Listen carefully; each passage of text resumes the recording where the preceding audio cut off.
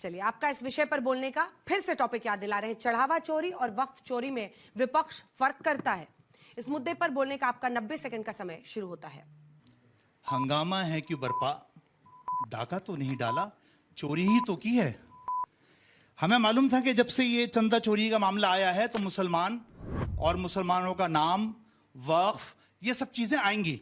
और मैं बड़ा हैरान था जब आरएसएस के लोग, यहां तक कि भागवत जी कह रहे थे कि पाकिस्तान से हमें बात करनी चाहिए। अब पता चला क्यों करना चाहते थे, ताकि ये सारा का सारा भांडा पाकिस्तान के सिर पे या किसी मुसलमान के सिर पे फोड़ते, काम हो जाता। अभी यहां बात हो रही थी मंदिरों के चोरी की, अंजना जी भी कहा और हमारे प्रिय मित्र ने भी कहा। लेकिन मैं आपको याद दिलाना चाहता हूं कि एक मंदिर है गोरखनाथ मंदिर, गोरखनाथ मठ। 40 साल से यासीन अंसारी उसके जिम्मेदारी निभा रहे हैं। वहां कभी कोई चोरी नहीं हुई। ये हमारा पक्ष है। मुझे मालूम था कि मुसलमान आएंगे और मैं मुसलमान हूं, इस वजह से मुझे बहुत संभल के, बहुत सहज तरीके से बोलना पड़ेगा। कहीं मेरे मुंह से कोई ऐसी बात ना निकले कि जिसको नेशनल इशू बना लिया जाए, क्योंकि भारतीय जनता पार्टी और आरएसएस इस मुद्दे से तमाम नौजवानों को भटकाना चाहती है। अभी यहां अंजना जी आपके पास उतर के गई और उन्होंने पूछा कि आप सवाल करो, आप सवाल करो, आप सवाल करो। लेकिन मैं दंग रह गया कि किसी नौजवान ने हाथ नहीं उठाया सवाल करने के लिए। क्या हाथ उठाएंगे जब वो देख रहे हैं कि उनकी आस्था लुट चुकी है, उनको बर्बाद किया जा चुका है, उनको धर्म के नाम पे लूटा गया है और तो और उनका चंदा लूट लिया गया, तो वो क्या सवाल करेंगे। और मैं धन्यवाद देना चाहता हूं, जो टाइम खत्म हो रहा है, कि वक्फ एक्ट को इसमें शामिल किया गया। मैं बताना चाहता हूं कि वक्फ बोर्ड किसी मुसलमान वक्फ बोर्ड पर चुन के नहीं बेचते। वक्फ बोर्ड के जो अध्यक्ष और चेयरमैन होते हैं वो वहां की मौजूदा सरकार बनाती है, तो इसकी जिम्मेदारी मुसलमानों पर आयद नहीं होती। अब बाकी बात समय समाप्त हुआ, आपको रिबटल टाइम भी मिलेगा। अब आपका इस विषय पर बोलने का फैज खान साहब, शुरू हो रहा है समय 90 सेकंड का अब। बिस्मिल्लाहिर्रहमानिर्रहीम। भारत माता की।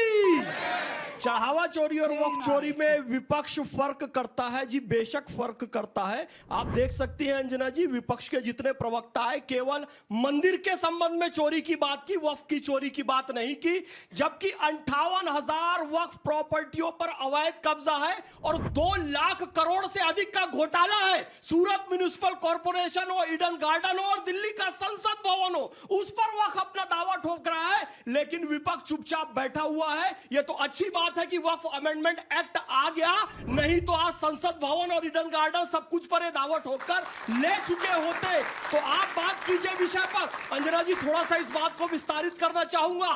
ये वक्फ चोरी पर बात नहीं करते, ये बात इस पर भी नहीं करते कि सरदार वल्लभ भाई पटेल की वोट चोरी हुई थी 1955 पे, भारत रत्न की भी चोरी हो गई थी और सेना की अस्मिता और सम्मान की भी चोरी हुई थी जब उस पर प्रश्न चिन्ह लगाया गया था।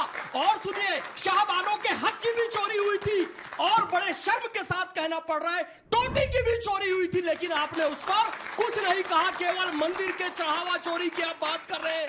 मैं कहना यह चाहूंगा, जिन लोगों ने मंदिरों पर चोरी की है उनको सजा मिलेगी, भगवान राम भी सजा देंगे, कानून भी सजा देगा। लेकिन एक तरफा जब आप बात करते हैं तो याद रखिए, अब कांग्रेस की बैठक में एक बहुत अच्छी चौपाई पड़ी गई।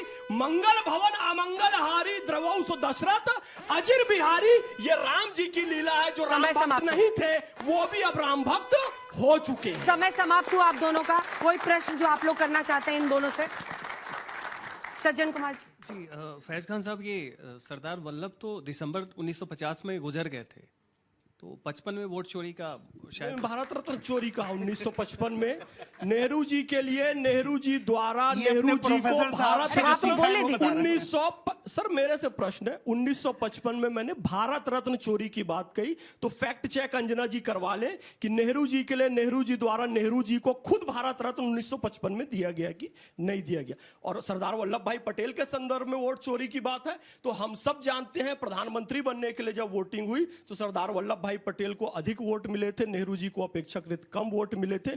फिर भी गांधी जी की एक छोटी सी पर्ची के कारण माननीय प्रधानमंत्री नेहरू जी पहले प्रधानमंत्री बन गए।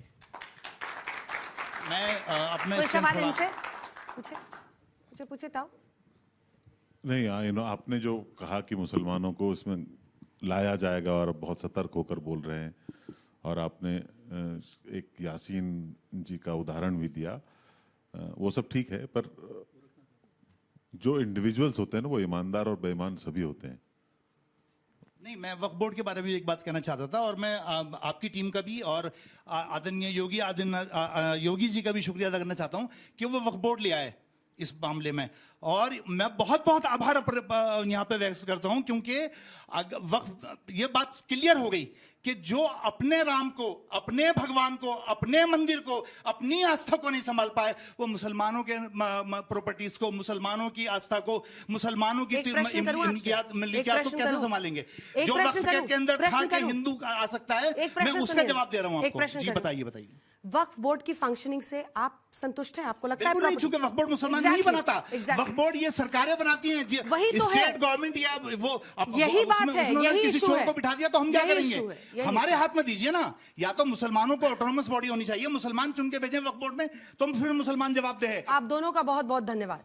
अपनी अपनी जगह पर जाइए। बहुत अच्छा बोला आप दोनों ने, बहुत कोटि कोटि धन्यवाद।